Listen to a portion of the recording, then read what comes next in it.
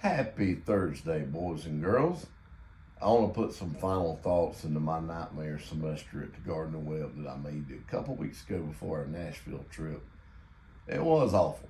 It was terrible, but I think it did me good to discuss it. Only my girlfriend and my grandparents knew about it. I never told anybody. And my next college is going to be all good stuff. My new beginnings at North Greenville, 1988. My good friend and the great American M.K. Sanders wants to be in that one because he can tell y'all about how he first met me. It's pretty funny. I told y'all that they were set up for blind students there, and they were. That would have been an ideal situation for me if I hadn't got in the crew of idiots that I did, because they just happened to live all around me in that hideous Mooney dorm, which may or may not still be there. I've never been back, and I ain't going back. But these blind kids had their tests done for them in Braille. They had assistants. They had readers, which I had to hire readers all through college. We'll get to that later. I didn't have to pay for them. They were paid minimum wage. And you'd be surprised how many kids would volunteer to make minimum wage reading to me, especially if they had a class with me or two and had to read it anyway. Now, these blind people were older. I might have read my books if I had done that. Oh, my head. You're a numbers nerd. You still want to run. Nah, you might have run for money.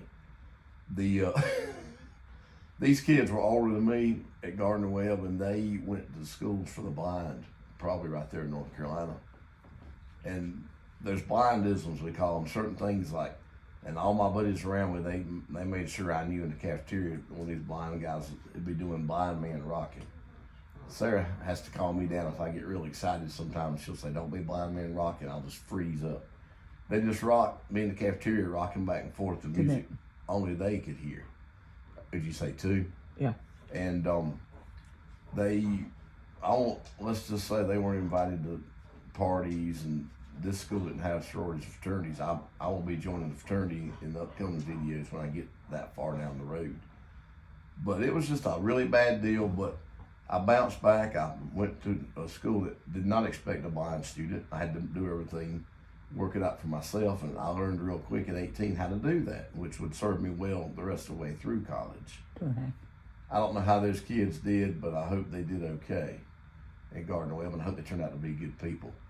Now, for today only, if you hit subscribe, I'm inviting you to come have cold beer in the backyard, and we'll make videos, and I'll interview all of y'all. Anybody wants to show up, bring it on to South Kakalaki.